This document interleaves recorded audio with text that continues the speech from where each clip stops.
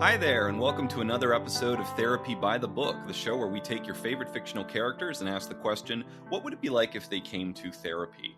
My name is William Haddad, and for today's character client, we have the enigmatic rogue ninja Itachi Uchiha from the anime manga Naruto.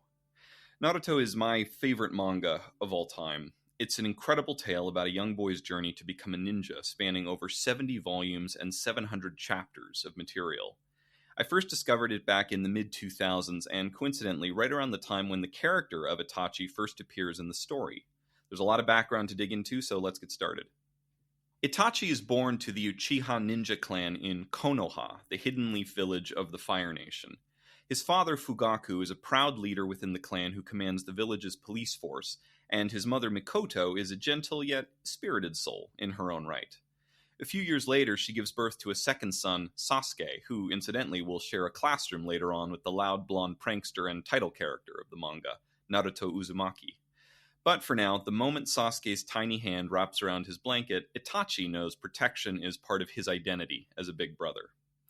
Beneath the thatched roofs of the Uchiha district, however, this simple family scene rests atop a long and bloody history. The Uchiha clan maintains a complicated feud with the Senju, as Konoha's two founding clans who once warred for decades across battlefield after battlefield. Their uneasy truce helped create the Hidden Leaf Village, yet the old wounds never fully closed, and the Uchia clan's pride remains as tinder awaiting a spark to this day. This in part is very much a consequence of the world of Naruto itself. The ninja way is a harsh one, with deep roots in warfare and conflict. Those born to ninja or shinobi clans often lead very difficult lives, even when war is not happening. And when Itachi is only 4 years old, the Third Great Ninja War reaches Konoha's gates. Although Itachi is too young to engage in the fighting directly, he still witnesses many of the war's horrors. This particular ninja war was so bitter that even shinobi who were not fully trained often found themselves on the front lines. Itachi almost certainly knew people who were killed, and probably was exposed to the aftermath with the wounded and grieving. On the whole, this horrific experience affects him profoundly.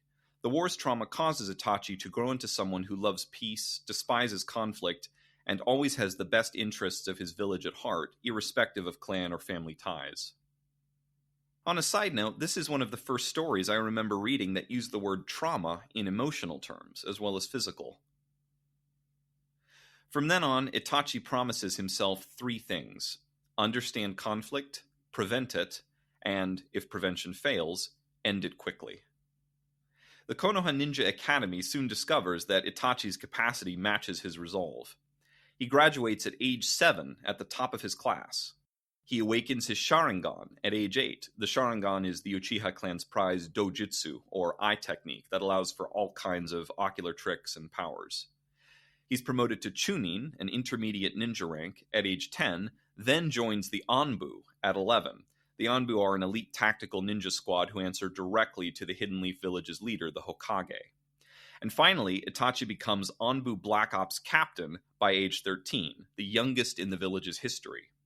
This new status delivers privilege and peril in the form of direct access to the Hokage's strategy rooms and a front row seat to the rising tension between his clan and the village council.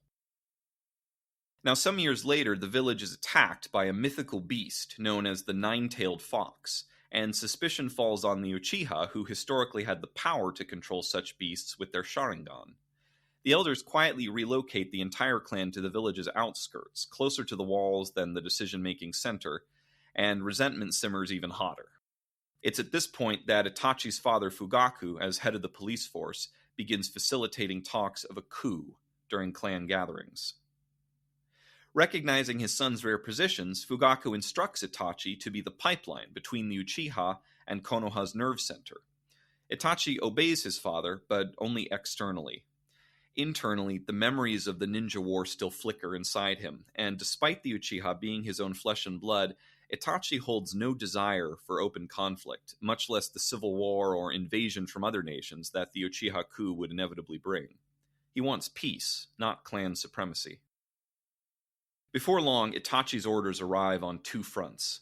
The clan's demand, funnel intel for the coup timetable, and the village's plea, spy on your own blood, become a double agent, and help avert civil war that would draw rival nations like vultures.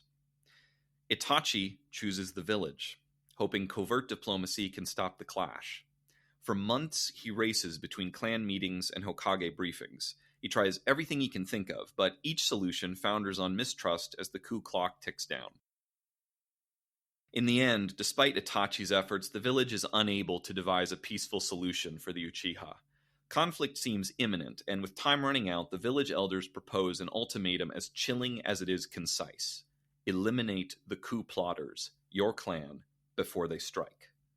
By killing his own people, Itachi will prevent the coup and keep the village as a whole safe. There is a small mercy amidst this terrible choice. If Itachi agrees to help the village, his younger brother Sasuke will be spared. At this point, Sasuke is still only a child and knows nothing of his clan's history or the coup. But another voice, Danzo Shimura, one of the village elders, adds a darker subtext. If you refuse, we will move against the Uchiha anyway, and Sasuke will not be spared. With this, Itachi's choice crystallizes. He can die with his clan and plunge the Fire Nation into chaos, or live with immeasurable guilt to preserve a larger peace and his brother's future. In the words of another character from the story, I can't even begin to imagine what he went through emotionally when he heard that. But for the sake of the village, and for Sasuke, whom he loves dearly, Itachi ultimately agrees. He plans the strike on a night long after dusk. I won't recount what happens blow for blow here, but it's enough to know that in a single night, Itachi eliminates his entire clan, save only for Sasuke. When Fugaku and Mikoto realize their son is executioner and savior in one, they meet death without resistance, and Itachi hears his father's last request, take care of Sasuke. At dawn, Itachi kneels before the Hokage, ready to leave Konoha as a rogue ninja, and shoulder the village's hatred so their hands appear clean. For the rest of his short life, the public will regard him as a clan butcher, an S-rank criminal, and a member of the shadow organization Akatsuki, whose ranks make up the primary antagonists of the manga's main story. Privately, the Hokage also assigns Itachi a single covert directive: continue protecting Konoha from the shadows, and send intelligence when able. It is a pact written in blood and silence. Now, there's a whole lot more that happens across the rest of the story, as you might guess, but in the words of Gandalf the Grey from Lord of the Rings, if I were to tell you all that tale, we should still be sitting here when spring had passed into winter.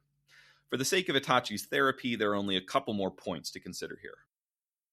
First, Itachi commits many more crimes as an exile, but never kills or hurts without strong reason. Second, despite being only in his 20s, he suffers from illness and disease quite frequently, and is forced to use medicine to prolong his life, sometimes with extreme measure. Third, Itachi later realizes he was wrong to try to hide the truth about himself and the clan from Sasuke. He did it at the time because he wanted to protect Sasuke and to leave him with the impression that the Uchiha clan was a proud clan, worthy of respect. He hoped that Sasuke would see them only as victims in what transpired, and that if there was anyone to hate, it was Itachi for killing them. Painful though it was for Itachi, that was how he wanted it. If it meant avoiding war, he was willing to shoulder the blame. But later events cause him to think differently. Despite Sasuke's youth, he is also a very great ninja. Itachi comes to realize that if he'd had the courage to come to Sasuke from the start and tell him the full truth, perhaps together they could have changed the Uchiha. In short, Itachi discovers that his idea of how to save the world, which relied on shouldering everyone else's pain by himself and then vanishing along with it, wasn't right. No matter how gifted or skilled you may be, there will always be some things you can't do on your own. While Itachi's character arc is only one of many throughout the vast story of Naruto, it is without a doubt among the most profound. Now, if I had to choose a diagnosis for Itachi, it would be, wait for it, complex PTSD. Shocker, I know. As we've discussed before on this show, ordinary PTSD typically results from a single dangerous event, such as a car crash or sudden assault. But complex PTSD grows out of prolonged, repeated, or layered trauma, often beginning in childhood and reinforced across years of danger and duress. Remember, Itachi's first memories are not lullabies, but casualty reports. At age 4, he witnesses the Third Great Ninja War. Children that young can't articulate horror, but their nervous systems record it all the same. And later on in adulthood, Itachi never glorifies technique or victory in battle.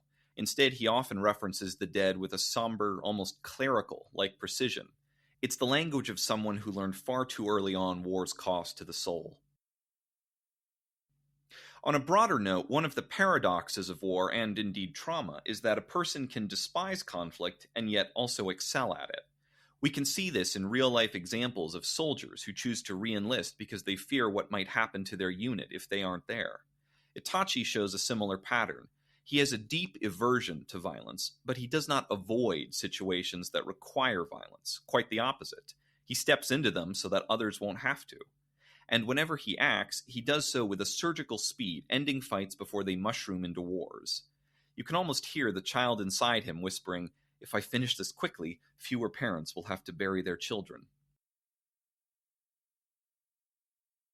Now, anyone who has watched Itachi in combat, or even casual conversation, knows that he is the definition of stoic. That stoicism is not emotional emptiness, but rather emotional containment. Imagine placing every feeling you've ever felt inside an impregnable vault and locking it. The feelings are still there, but only someone who knows the code can retrieve them. Why would Itachi build such a strong vault? Partly because shinobi culture, and the Uchia in particular, often reward composure, but more so because Itachi's entire plan to save the village, spying, becoming a double agent, and the eventual massacre, rely on showing nothing that could compromise the mission. In therapy terms, his stoicism became a survival adaptation, but remove the mission, and that adaptation becomes an avoidance strategy, one that leaves him startlingly alone inside his own skin. The tricky thing about internal scars such as Itachi's is that they don't make themselves apparent during daylight hours, waving banners, or singing theme songs. They surface in half shadows, and for Itachi might manifest as a cough that lingers longer than it should, a distant look when someone mentions younger siblings, or even still flinching, if just barely, at the smell of dried blood. Because Itachi is incredibly practiced at concealing these kinds of tells, casual observers see only serenity. Still, while it's easy to describe Itachi as calm or cold, underneath that veneer is a storm of calculations. Each time he enters a room, he notes exit points, chakra signatures. For reference, chakra is what all shinobi call a person's life essence, part physical, part spiritual, which is what allows for techniques like the Uchiha Sharingan to be used in the first place. And emotional stakes. He's practically a walking flowchart, updating by the second. But again, his restricted range of expressed emotion does not occur because Itachi himself feels less, but rather because certain feelings have become unsafe to express openly. We actually see in certain moments of the manga that Itachi allows for mild amusement, basically a lift at the corner of his mouth, respectful sadness, and even a soft warmth reserved just for Sasuke. But anger, terror, and even full joy, on the other hand, are almost never shown, and if they are, it's typically as an act to throw off his opponents. Teaching Itachi to name these forbidden states of emotion will be part of our therapy for later on. Itachi's largest emotional wound is, of course, the moral schism he creates by slaughtering the Uchiha while sparing Sasuke. On paper, the logic is utilitarian. Save thousands in the village by sacrificing a few dozen coup leaders. In reality, Itachi loved these people, and they weren't just plotters. They were his parents, cousins, friends, lovers, and mentors. Every kill under that moon required him to throttle personal love in favor of abstract peace. Clinically, that's what's called moral injury, or to use Dr. Jonathan Shea's war trauma terminology, a betrayal of what's right. It is the psychic damage that results when a person's actions violate their core ethical code, even for an arguably righteous cause. I'd like to take a moment to reference a couple of movie quotes from Star Trek. Sci-fi nerds will probably know where I'm going with this. First, from the film Star Trek II: The Wrath of Khan. Admiral Kirk. Are you about to remind me that logic alone dictates your actions? Captain Spock. I would not remind you of that which you know so well. If I may be so bold, it was a mistake for you to accept promotion. Commanding a starship is your first, best destiny. Anything else, is a waste of material. Kirk, I would not presume to debate you. Spock, that is wise. In any case, were I to invoke logic, logic clearly dictates that the needs of the many outweigh the needs of the few. Kirk, or the one. And now from Star Trek IV, The Voyage Home. Spock's mother, Amanda.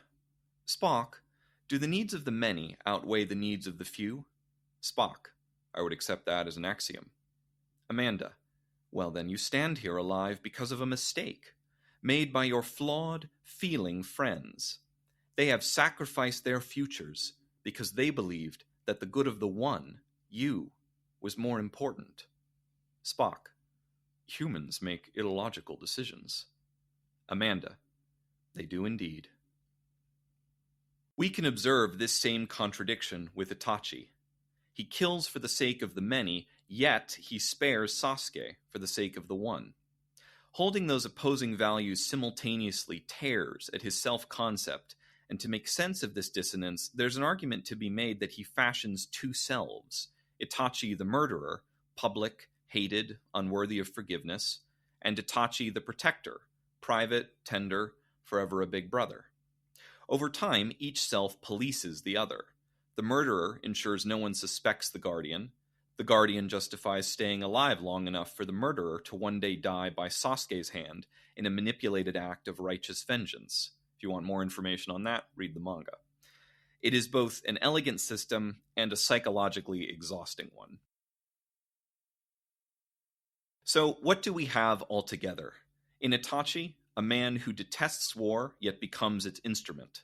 A brother willing to be demonized so his sibling might live free. A genius tactician who believes his value lies solely in absorbing pain others cannot bear. Picture a mirror held against another mirror. The reflections go on forever, and somewhere in that infinite corridor stands Itachi himself, trying to decide which image is the most real. Our therapeutic task will not be to erase the massacre, nothing can, but to help Itachi thread a narrative that includes both the village's survival and his clan's loss without splitting himself in half. We must try to help him regain the feelings numbed by purpose, teach the nervous system that safety can exist without vigilance, and, perhaps most challengingly, invite him to imagine a future where he is worthy of the peace he once reserved for others. In simpler terms, his mask of stoicism has protected Itachi long enough, and coming now to treatment, it needs to soften, crack, perhaps even fall, so that the wounded child beneath can finally breathe. We meet in a quiet rear garden of the Hidden Leaf Village's hospital compound. Sakura's medical ninja wards muffle street noise. Moon-white anemones nod beside a koi pool. Itachi sits straight-backed on a bench, cloak folded beside him, hands calmly atop his knees. His Sharingan is deactivated. He has promised to keep it so, unless invited. I open with blunt clarity. There is no need to sugarcoat with someone who's seen the things he has. Your body's vigilance kept you alive, but at the cost of perpetual readiness. Those bouts of illness, the unceasing tension in your chest, that's your survival brain firing old battle signals. He nods once. War is familiar terrain. We diagram the trauma loop of the brain, the amygdala flare, the cortisol surge, the emotional numbing to preserve function. Itachi's knowledge of anatomy and body science as a shinobi quickly grasps the concept. He supplies an analogy. Like maintaining genjutsu while bleeding out. The illusion is powerful, but the real wound stays ignored. Next, we spread two blank sheets between us. One labeled Shinobi Mask, the other Inner Itachi. The mask column fills quickly. Eradicate threats to Konoha. Spare Sasuke at all costs. Bear hatred so others don't have to. The inner column advances more slowly. After a long pause, he writes, peace, then, almost reluctantly, time to watch the sunrise. I referenced the Star Trek line for him. Do the needs of the many outweigh the needs of the few, or the one? Itachi's reply is nearly inaudible. I believed they did, but I chose the one. The dissonance between the two columns is our treatment map. Align outer duty with inner values without devaluing either. When ready, Itachi agrees to explore that fateful night through Tsukuyomi-aided imagery. For reference, Tsukuyomi is the name of one of the Uchiha's most powerful eye techniques that they can use through the Sharingan. It allows for the user to transport himself and others into a pocket dimension where space and time are all under the user's direct control. Typically, this technique is used as a weapon to create a nightmare realm of pain and torture, but it could also in theory be used for emotional exploration and healing with the right parameters.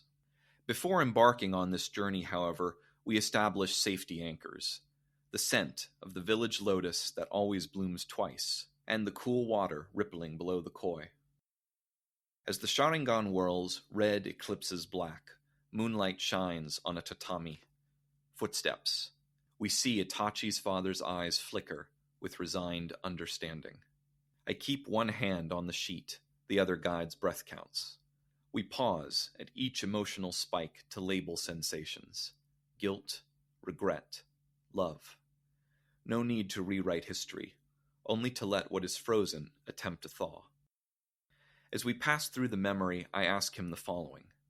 Was there any voice, your own or another, arguing you could walk a different path? And when you spared Sasuke, did you spare a fragment of yourself too?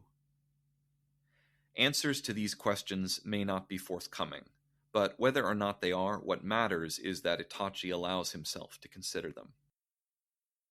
As we continue our work, other treatment approaches include grounding jutsu, encouraging Itachi to discover ways to use his eye techniques for comfort and healing rather than harm, perhaps even introducing brief Sharingan off exercises to lower his chakra exertion and deregulate arousal. Also mindful movement, assigning deliberately slow Tai Chi or yoga routines in direct contrast to the brutal, speedy precision of his normally violent lifestyle, in order to help Itachi calm his muscle memory and erase his hypervigilance.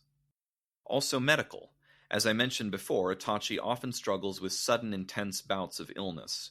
We would likely need to coordinate with a third-party doctor, possibly the character of Sakura from the manga, or another of the Hidden Leaf's medic ninjas, for additional supervised medication and immune therapy to help with these flare-ups.